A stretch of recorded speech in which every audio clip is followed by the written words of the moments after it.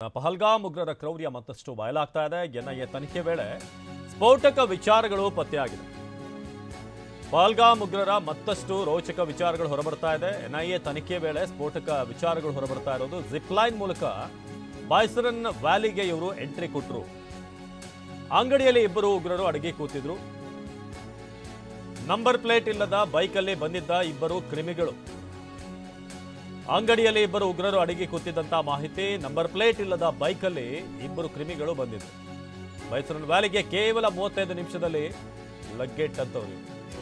AK-47 ಮತ್ತು M4 ರೈಫಲ್ನಿಂದ ಗುಂಡಿನ ಸುರಿಮಳೆಗೆ ಇದ್ರು.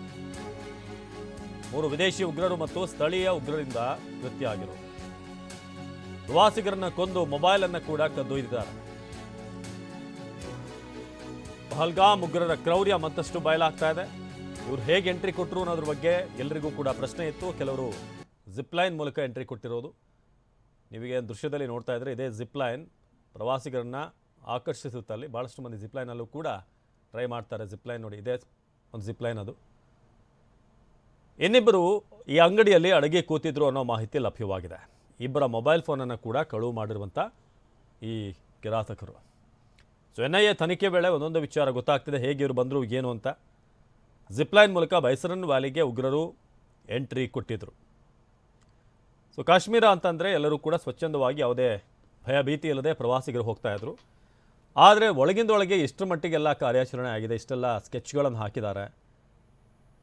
ಬಹುಶಃ ಇಷ್ಟೆಲ್ಲ ಗೊತ್ತಿದ್ದರೆ ಖಂಡಿತ ಪ್ರವಾಸಿಗರಲ್ಲಿ ಹೋಗುವಂಥ ಯಾವುದೇ ಧೈರ್ಯವನ್ನು ಮಾಡ್ತಾ ಇರಲಿಲ್ಲ. ಸೊ ಪ್ರವಾಸಿಗರ ಮೇಲೆ ನಂತರ ಉಗ್ರರಿಂದ ಫೈರಿಂಗ್ ಆಗುತ್ತೆ. ಪಹಲ್ಗಾಮ್ ಉಗ್ರರ ಕ್ರೌರ್ಯ ಮತ್ತಷ್ಟು ಬಯಲಾಗಿದೆ. ಜಿಪ್ ಲೈನ್ ಮೂಲಕ ಎಂಟ್ರಿ, ಇಬ್ಬರು ಆಲ್ರೆಡಿ ಅಲ್ಲಿ ಅಂಗಡಿಯಲ್ಲಿ ಅಡುಗೆ ಕೂತಿದ್ರು. ನಂತರ ಫೈರಿಂಗ್ ಶುರುವಾಗುತ್ತೆ AK-47 ಮೂಲಕ. ಹಾಗೆ M4 ರೈಫಲನ್ನು ಕೂಡ ಇವರು ಬಳಸ್ತಾ ಇದ್ರು. ಸೊ ಇದು ಎನ್ಐಎ ತನಿಖೆಯ ವಿಚಾರದಲ್ಲಿ ಗೊತ್ತಾಗೋದು. ಮತ್ತೊಂದು ಏನಂತಂದರೆ, ಈ ಬೈಕನ್ನು, ನಂಬರ್ ಪ್ಲೇಟ್ ಇಲ್ಲದಂಥ ಬೈಕನ್ನು ಅಲ್ಲೇ ಬಿಟ್ಟು ಹೋಗಿದ್ದಾರೆ.